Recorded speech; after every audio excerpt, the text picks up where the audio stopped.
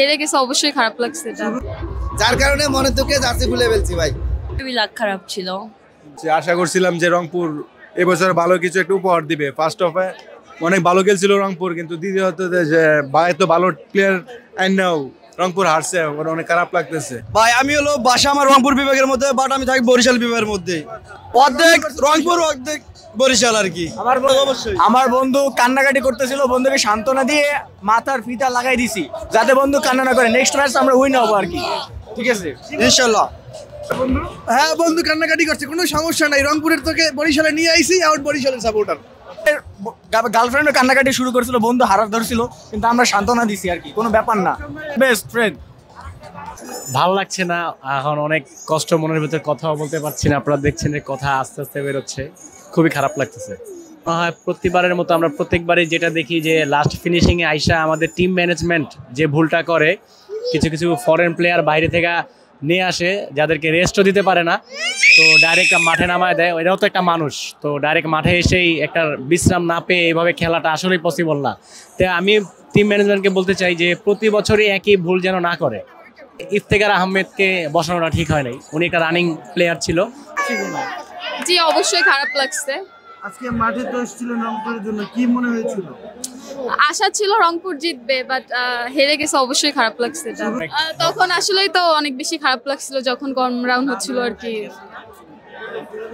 রংপুর হেরে গেল, আপনি কোন দলের সাপোর্টার ছিলেন? রংপুর ছিলাম সকালের টাইম, রাতে হোপ আছে, সমস্যা নাই। বরিশাল সাপোর্টার। ম্যাচটাতে রংপুর হেরে গেল, কেন রংপুর হেরে গেছে কি মনে হয়? আমি জানি না, আজকে মেবি লাক খারাপ ছিল। এছাড়া তো আর সবাই জিততে চায় ভাইয়া, এখন জিততে পারে নাই, ওইটাই। সারা রাত না ঘুম ছুটি আসছি ভাই, বাসের মতো বসি, কোমর টমর অবস্থা খুব খারাপ, শরীরের নাই ঘুম নাই। এই আসি খেলা দেখবে ধরছি, রংপুর যে হারাটা হারাইছে ভাই, একবারে আপসেট। এখন বিশেষ কি মনে হচ্ছে কেন হেরে গেল?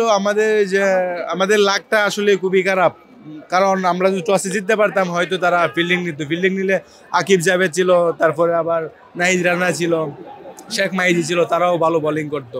কিন্তু দুর্ভাগ্যবশত আমরা টানা ম্যাচ হেরে ফেলেছি, আর কিছু বলার নেই। মানে কষ্ট, বুকে অনেক কষ্ট, আর কিছু বলার নেই। নামার পরে যে ওপেনিং ব্যাটন হওয়ার পরে যে প্রথম বলটা যে রান আউটটা হলো না, রান আউটটাই রংপুরের জন্য সবচেয়ে বড় কাল। সৌম্যর আউটটাই ছিল সবচেয়ে বড় টার্নিং পয়েন্ট। সৌম্য যদি রান আউটটা না হতো তাহলে হয়তো রংপুর অনেক বড় ম্যাচ একটা উইনিং দিত রংপুরকে। ওইখান থেকে আমরা রংপুর পিছিয়ে আসছি। ওই যে প্রথম ধাক্কাটা, ওই ধাক্কাটা সমান দিতে পারে না। খুব অন্তর, অনেক আঘাত পেয়েছি। আমার প্লেয়াররা খারাপ খেলছে, যেখানে খেলার শুরুতেই প্রথমে একটা রান আউট হয়েছে, যেখানে বাধা সৃষ্টি হয়েছে, তো এইভাবে একটা খারাপ হয়েছে। যাক, ব্যাড লাক। অনেক টুর্নামেন্ট ভালো শুরু করে টানা 8টা ম্যাচ জেতার পরে এখন টানা আবার হারলো, ব্যাড লাক। তবে এগুলো গোল বলে এগুলো কিছুই না, বাট সামনে আবার ভালো করবে, আবার রংপুর আসবে ইনশাল্লাহ। মন খারাপ তো হওয়ার কথা, সুম্মর রান আউটটাই খেলার মোমেন্টাম ঘুরিয়ে দিছে। যখনই রান আউট হয়েছে তারপর থেকে উইকেটগুলো গেছে, পার ফেলে ভালো শুরু হয় নাই, তার জন্য অবস্থা। বেশ সমস্যা নেই, আল্লাহ ভরসা। অবশ্যই কষ্ট হবে ভাই। আমরা খুব ট্রেনের টিকিট কাটছিলাম, ট্রেনের টিকিট না পাওয়ার কারণে ট্রেন মিস্টেক হয়ে গেছে। পরে বিমানে আইসি সৈয়দপুর থেকে, খুব কষ্ট করে আসছি। অনেক ভীষণ খারাপ লাগতেছে। আমার সাথে প্রায় 17 জন আসছে, ওরা তো গেঞ্জে মেঞ্জে সব সিরায় ফেলাই দিয়েছে, ওরা আর হাতে রাখে না। তাহলে কতটুকু কষ্টের মধ্যে তাহলে জীবনটা ওরা পার করতেছে বর্তমানে।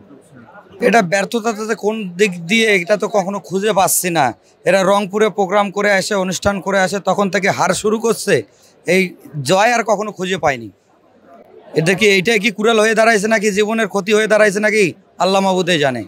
আমাদের তো মূল লক্ষ্য হচ্ছে জয়ের লড়াই, তো আসলে হয় নাই। আমরা অনেক আশাহত হয়েছি। রংপুরে কনসার্ট হওয়ার পর থেকে আমরা জিততে পারি নাই। রংপুরকে সমর্থন দেওয়ার জন্য আমি রংপুর থেকে চলে আসছি আজকে। তারপর মন খারাপ হচ্ছে কিনা? কেন মন খারাপ? রংপুর হারিয়ে গেছে। প্রথম থেকে তো ভালো খেলে এলো, কিন্তু আজকে সেমিফাইনালে আসে এইভাবে খেলবে কখনো ভাবতে পারি নাই। এই এত টাকা দিয়ে প্লেয়ার নিয়ে আসলো, নতুন প্লেয়ার নিয়ে আসলো, এনদের রাসেল আসলো, আসে কি খেললো? না দেখাতে বললো 6, না দেখাতে বললো 4। তা আমাদের বাংলাদেশি প্লেয়ার তো ভালো খেলছিল, তো চেঞ্জ করে কি হলো অবদানটা? এখন আমাদের সবাই যে মাঠে আইছি, এখন দুঃখ নিয়ে চলে যেতেছি বাসা ফিরে। প্রথম ওভারই তো খেলবে চলে, তারপর যে একটা পার্টনারশিপ করবো, এরা কোনো 5টা টিমে করতে পারেনি। খেলাটা দেখতে এসে কোনো ইন্টারেস্টে পেলাম না। জার্সি খুলে রাখছি মনের দুঃখে আর কি করবো, জার্সির তো মূল্য রাখলো না।